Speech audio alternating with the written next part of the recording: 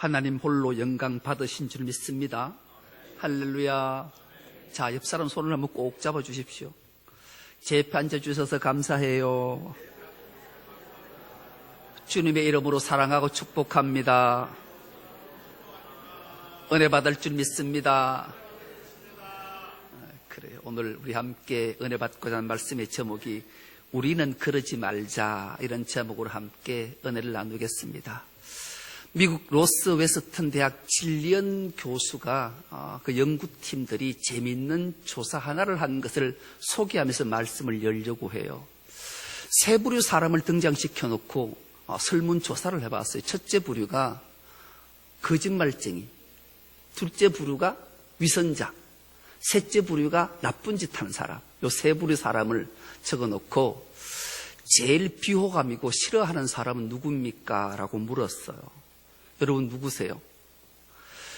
그게 그거지 거짓말 하는 놈이나 위선자나 나쁜 짓 하는 사람이 근데 놀라운 결과가 압도적 1위가 있었어요. 압도적 1위가 위선자였어요. 거짓말쟁이보다 나쁜 짓 하는 사람보다 가장 비호감이고 가장 싫어하는 사람 1순위가 위선자였어요. 여러분 탈무드에 이런 경구가 있어요. 사람을 가장 해치는 세 가지가 있다. 첫째는 근심. 여러분 근심은 사람의 뼈를 마르게 한다 그러잖아요. 여러분 근심거리가 있으면 뼈가 말라요. 뼈가 말라요. 둘째는 사람이 뼈가 마를 뿐만 아니라 다투면은 누군가하고 말싸움을 하고 거친 말을 하면 잠이 안 와요. 밤잠을 못 자요. 아이고 그때 내가 이런 말로 받아쳤으면 될 때 내가 왜 이런 말 못했던 거 막 이래서 밤에 잠이 안 오는 거예요. 다투고 나면. 근데 세 번째는 빈지갑이라는 거예요. 왜 유대인 탈무드 경구에 이게 근심과 말다툼하고 빈지갑이 무엇 때문에 사람을 해칠까? 이 빈지갑이라는 건 이런 거죠. 예를 들면 그래요. 사람들이 모였어요. 야, 오늘 맛있는 거 먹으러 가자. 회식 좋아. 자기가 말해놓고 회식을 거창하게 했어요. 돈 낼 때가 됐어요. 신발끈 묶는 거예요. 남이 낼 때까지. 아니면 밥을 잘 먹었다 해놓고 화장실 가서 안 오는 거예요. 누가 돈 낼 때까지. 이게 사람을 해치는 거라는 거죠. 여러분, 이게 무엇인가? 이게 허세, 위선자라는 거예요. 여러분, 허세라는 말은 방언이에요. 원래 말은 허수아비라는 말에 방언이 허세인 거예요. 허수아비는 아무것도 실속이 없는 그냥 사람 모양은 가졌지만 진짜 살아있지 않는 거예요. 이 허수아비라는 헬라 말이 파라세모스라는 단어를 썼는데 위선자, 가짜라는 거예요. 이 위선자, 가짜는 말은 번지르르 해놓고는 실제로는 행동하지 않는 사람. 이런 사람이 가장 비호감이고 가장 처참하고 비참한 사람, 자기를 해롭게 하고 사람을 해치는 사람이기 때문에 비호감 1위라는 거죠.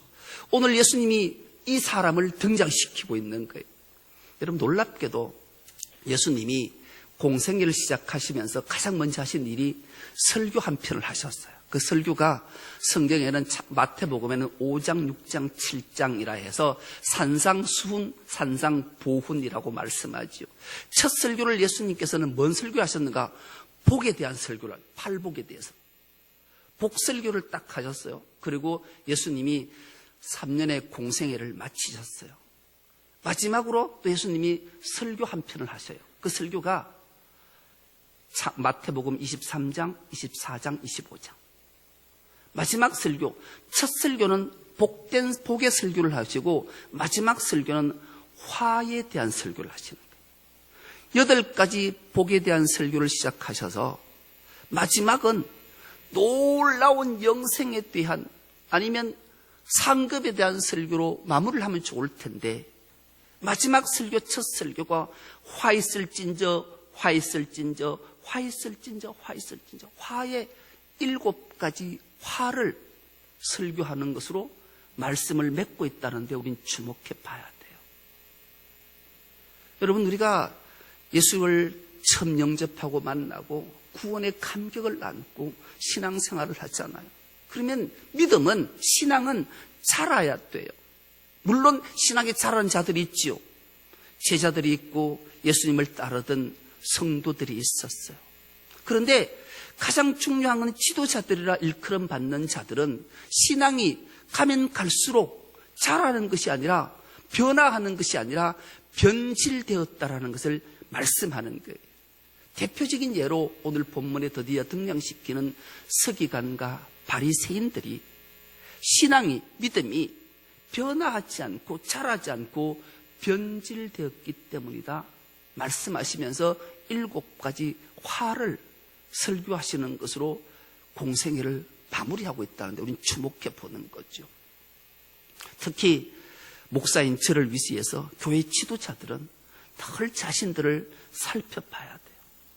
나는 변질되고 있지는 않는지, 말씀으로 변화받아서 그리스도의 장성한 분량까지 신앙과 믿음이 자라고 있는지, 아니면 자꾸 변질되어서 주님의 그 일침인 화 있을진저 너희 서기관과 바리새인들이요. 이런 말씀이 우리에게 들려진다면 이보다 더 안타까운 일이 어디에 있겠습니까?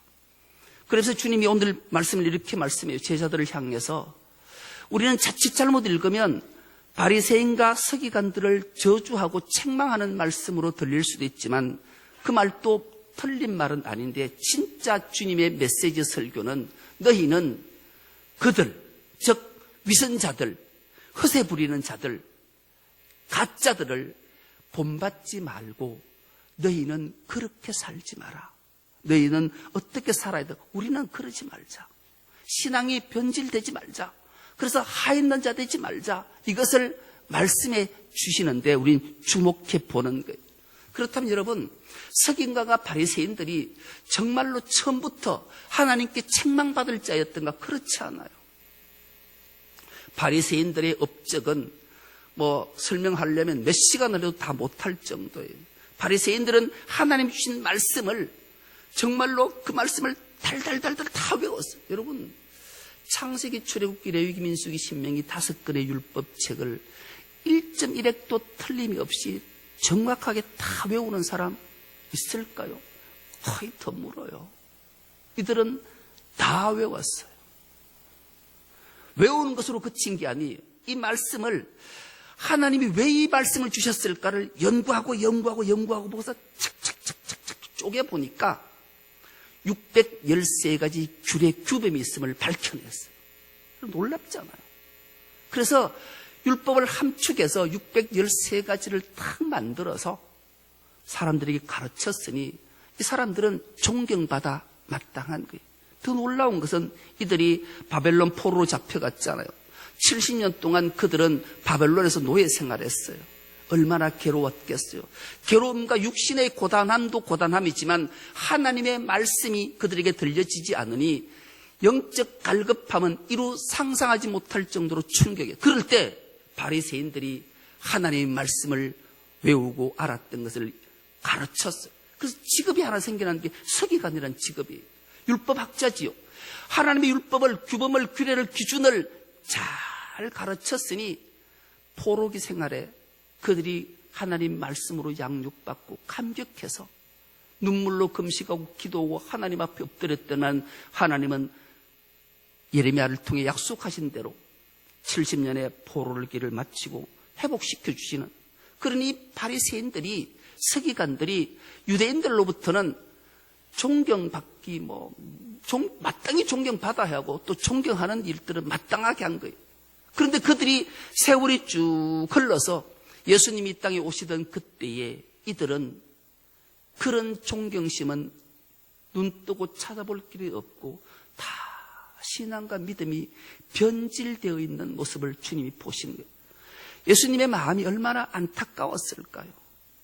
그래서 예수께서 오늘 이 말씀을 하시는 거예요. 그렇다면 오늘 우리는 어떤가? 우리 신앙생활 처음 하면서 10년, 20년, 50년, 70년 신앙생활 하면서 나는 처음 예수님의 구원함과 사랑과 은혜와 성령 충만함으로 그렇게 감격했는데 세월이 훌쩍 50년이 지나고 내 자신을 돌아보니 나는 믿음이 자라서 그리스도의 장성한 분량에 이르고 있는가? 아니면 변질되어서 어이구 저 목사는, 어이구 저 장로는, 어이구 저 권사는 말만 들었지 행동이 없어, 본받을 게 없어, 연기하는 것 같아, 위선자야, 이런 말들이 들려지지 않을까요? 오늘 예수님의 설교가 그거예요.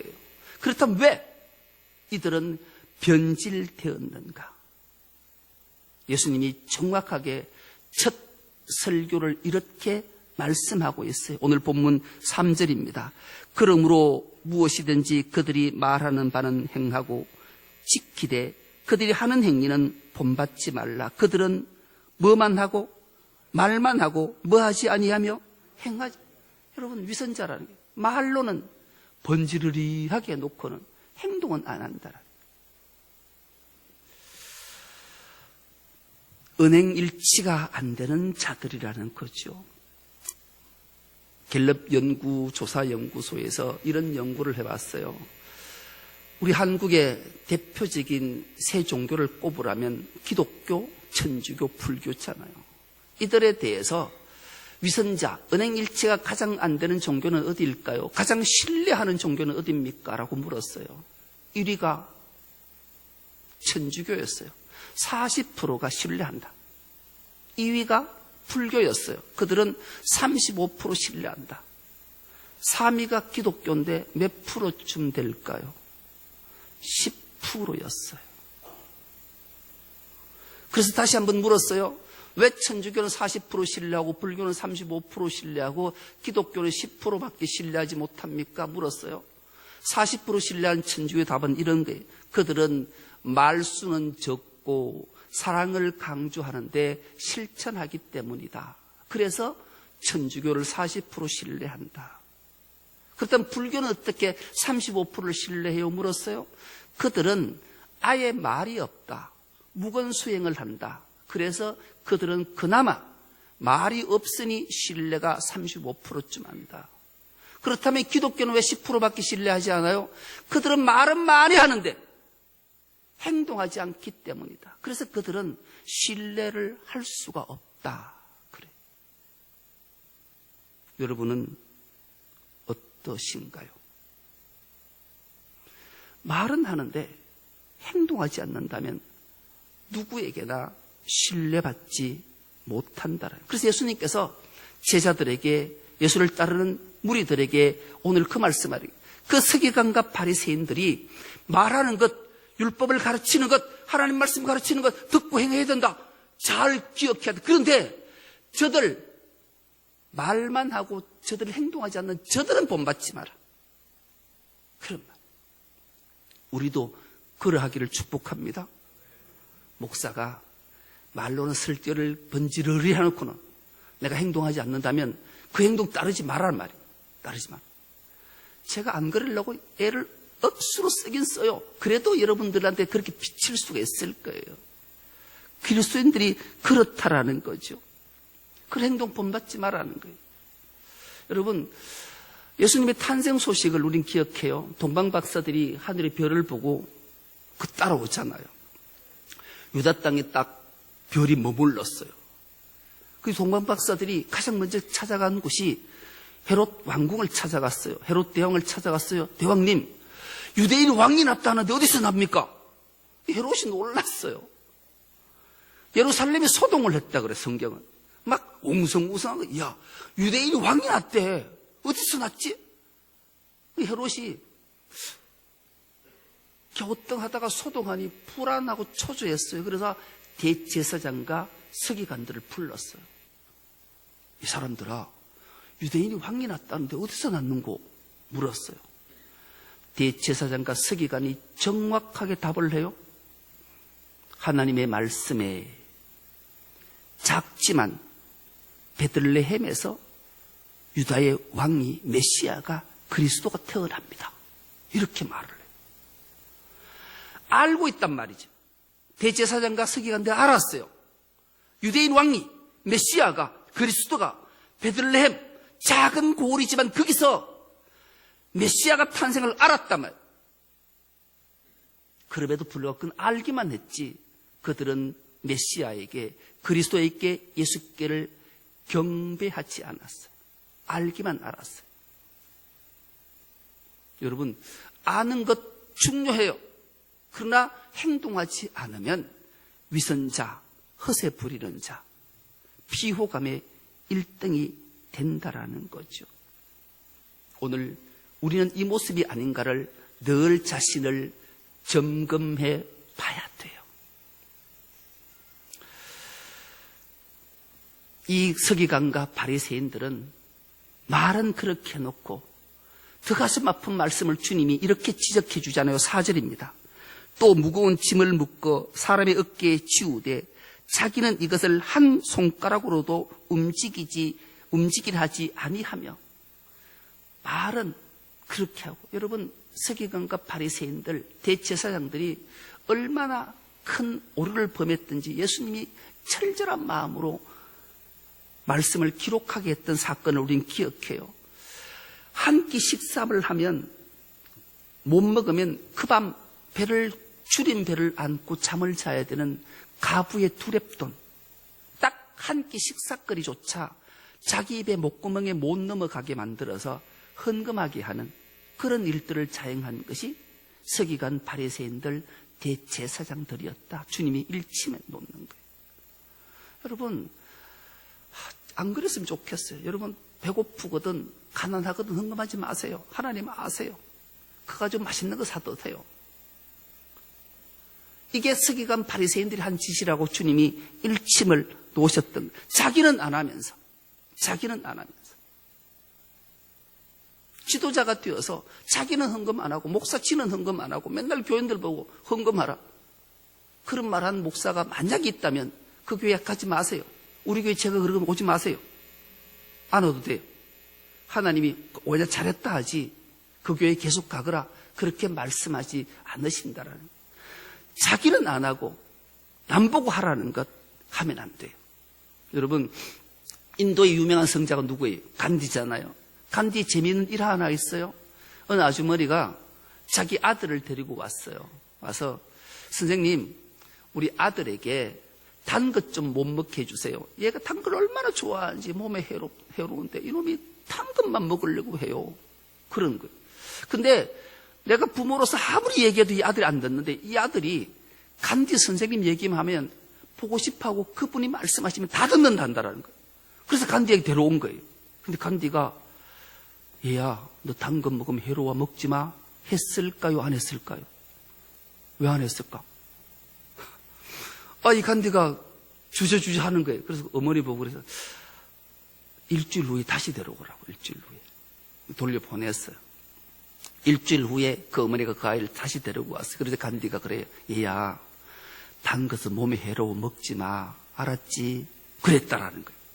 그래서 제자들이 가고 난 뒤에 물었어요. 선생님, 아니 일주일 전에 그러시지 왜 그러셨냐고 물으니까 간디가 씩 웃으면서 이렇게 했다라는 거죠. 사실은 내가 단 것을 너무 좋아해서 매일 단 것을 먹는데 나는 먹고 야보고 먹지 말고 못 자겠노 해서 내가 일주일 동안 참았다. 일주일 동안 단 것 먹지 않았다.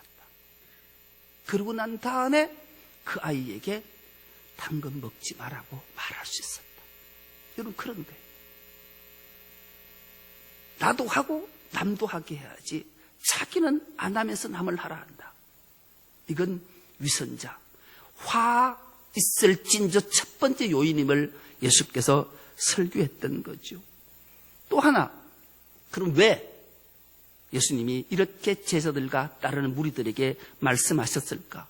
왜 저 서기관과 바리새인들은 저렇게 할 수밖에 없었던 것을 지적하셨던가? 두 번째 이유가 그들은 사람에게 늘 보이려 했기 때문이다 말씀해요. 5절입니다. 그들의 모든 행위를 사람에게 보이고자 하나니 곧 그 경문띠를 넓게 하며 옷수를 길게 하고, 그렇게 말해요.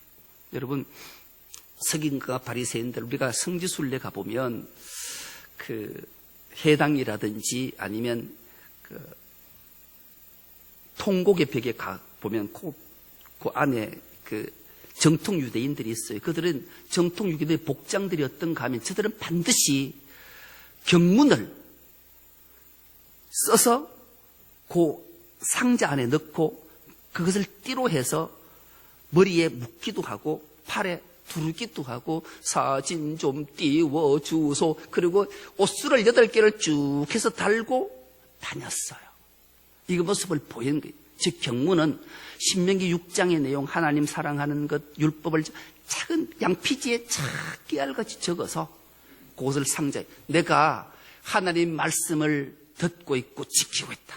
이것을 보이기 위해. 그래서 옷수를 달고 다니면 사람들이 바리새인 서기관들이구나. 저들은 하나님 말씀을 저렇게 암송하고 기억하고 지키고 행하니 마땅히 존경받아야 돼. 그래서 그들을 존경했던 거예요. 그런데 실상 저들은 행하지는 않고 경문과 띠만 넓게 만들고 옷술만 길게 만들어서 온통 길거리를 쓸고 다녔다라는 거예요. 준행하지 않았다라는 말이죠. 신앙은 자라야 되고 또 복음은 자유로워야 되는데 자기는 하지 않고 남에게만 하는 그런 것 본받지 말라는 거예요. 이들의 행위를 어떻게 하는가? 6절 이하에 보니까 잔치 윗자리와 회당의 높은 자리와 시장에 물어받는 것과 사람들에게 랍비라 칭함받는 걸 좋아했대. 여러분, 이들은 늘 잔치자리에 가면 주인공이 딱 앉으면 가장 오른편 자리가 가장 윗자리. 그들의 서기관과 바리새인들을 앉히고, 그리고 랍비란 우리가 유대인 경구를 아잖아요. 부모하고 랍비가 물에 빠지면 부모보다 랍비를 먼저 건져낼 정도로, 그 정도로 존경받는 인물이란 말이에요. 그런데 그렇게 존경받는 인물들이 행동하지 않으니 위선자이니 어찌 주님께서 책망하지 않으시겠냐고요. 그들은 사람들에게만 보이려고 하는, 쇼하는 위선자, 허세 부리는 자를 본받지 말아라. 그렇게 주님이 설교하고 계신 거죠. 그렇다면 우리는 어떻게 해야 되는가? 그럼 어찌 해야 되는가? 가장 먼저 꼭 기억해야 될 것이 있습니다. 하나님과 1대1의 관계를 자꾸 가져야 돼요. 다른 말로 하면 나만의 골방을 찾아 들어가는 거예요. 하나님 앞에 바로 서보면 내 자신의 모습을 그대로 적나라하게 다 들어. 말씀의 거울 앞에 자신을 비춰보면 나는 허세 부리는 자인가, 위선자인가, 아니면 하나님의 말씀을 지키려고 믿음이, 신앙이 자라고 있는가, 내 신앙이 변질되고 있는가를 정확하게 조망해 주기 때문에 그래요. 우리는 나만의 골방, 그리고 십자가 앞에 조용히 무릎을 꿇어보는 거예요. 그리고 십자가를 쳐다보는 거예요. 그럼 나는 변질된 자인가, 변화하고 있는 자인가? 나는 위선자인가, 참복음을 지키려고 힘쓰고 애쓰는 자인가를 정확하게 알게 되기 때문에 그래요. 알고 나면 어떻게 해야 되는가? 오늘 결론의 말씀을 보니까 자기를 낮추고 겸손히 이웃을, 가난한 자를, 소외받은 자를, 아파하는 자를 섬기는 자가 되라. 그렇게 말씀해요. 우리는 서기관과 바리새인처럼 되지 말고, 우리는 그러지 말고 주님처럼 참된 섬김의 삶을 살아가는 은혜가 있길 축복합니다. 여러분, 유명한 작가 하면 우리는 한 인물을 떠올리게 돼요. 톨스토이를 우리는 기억해요. 톨스토이 우화에 이런 내용 하나가 있어요. 빨간 가방이라는 게 있어요. 이 톨스토이는 빨간색을 되게 좋아했대요. 그래서 빨간 가방을 늘 메고 다녔다 그래요. 여행을 갈 때 빨간 가방을 메고 여행을 떠났어요. 주막에 도착했어요. 주막에 묵으려고 들어갔어요. 근데 그 주막에는 주인의 딸이 있는데 이 딸아이가 되게 몸이 연약하고 아팠어요. 어머니 심령이 어땠을까요? 아팠겠죠. 그런데 톨스토이가 그 주막에 턱 들어오는 순간 이 딸아이가 어이쿠, 너무 톨스토이를 찬찬히 쳐다보는데 자세히 보니까 톨스토이를 쳐다보는 것이 아니라 톨스토이가 메고 있는 빨간 가방을 쳐다보는 거예요. 그리고 엄마를 조르는 거예요. 엄마, 저 빨간 가방 날 주세요. 그리고 톨스토이에게 액을 하는 거예요. 저 가방 날 주세요. 톨스토이가 그 가방을 줄 수가 없었어요. 왜냐하면 그 가방에는 여행용 짐도 들었고 이런 모양 들었으니까 그 아이가 조르는데 불구하고 줄 수가 없어서 그 아이에게 이렇게 말해. 야, 내가 여행 중에 있어서 이걸 줄 수가 없단다. 대신에 약속 하나 할게. 내가 여행을 마치고 돌아오는 길에 반드시 이 주막에 다시 들려서 이 가방도 줄게. 그리고 여행을 떠났어요. 여행을 마쳤어요. 약속을 지키려고 그 주막에 도착을 했어요. 그런데 그 아이는 죽고 없었어요. 그래서 어머니에게 물었어요. 그 뒷뜰에 아이의 무덤에 가보니까 아이 무덤이 이렇게 조그맣게 있고 십자가가 이렇게 걸려 있어요. 그래서 이 톨스토이가 자기가 메고 갔던 빨간 가방을 그 십자가에 걸어요. 그리고 그 비석에 친히 톨스토이가 비석에 이런 글귀 하나를 써요. 사랑은 미루지 마라. 여러분, 우리는 서기관과 바리새인처럼 그렇게 안 살았으면 좋겠어요. 말로만 번지를 하는 위선자가 아니라 말과 행동이 일치가 됐으면 좋겠어요. 아니, 말은 하지 않아도 주님처럼 가난하고 소외받고 아파하고 절망하고 좌절하고 아파하는 이들을 찾아가서 그들의 주의 사랑을 나눴으면 좋겠어요. 여러분, 주님의 설교 마태복음 23장, 24장, 25장 마지막 설교가 뭔지를 아시잖아요. 왼편과 오른편, 양과 염소를 나눌 때 행함을 한 자와 말로만 했던 자들을 너희는 영생을 얻으라, 너희는 영배를 받아라. 내가 목마를 때 마실 것 줬고, 내가 헐벗을 때 입을 것 줬고, 내가 복 줄일 때 먹을 것 줬다. 너희는 영생을 얻거라. 주님, 제가 언제 그랬습니까? 지극히 작은 자에게, 가난한 자에게 한 것이 곧 나에게 한 것이라. 우리 모두가 주님의 삶을 본받아 주님 앞에 섰을 때 칭찬받고 생명과 의와 영광의 멸류관을 상으로 받는 우리 중성 높기 모든 건속 다 될 수 있기를 간절히 기도합니다. 하나님 고맙습니다. 복되고 거룩한 주일 허락해 주시고 말씀을 통해 우리에게 들려주시니 감사합니다. 듣는 것으로 그치는 것이 아니라 삶의 현장 속에 실천의 내므로 하나님 앞에 섰을 때 자르다 칭찬받고 상받는 우리 모두가 되게 하여 주옵소서. 감사드리오며 예수님의 이름으로 기도드리옵나이다. 아멘.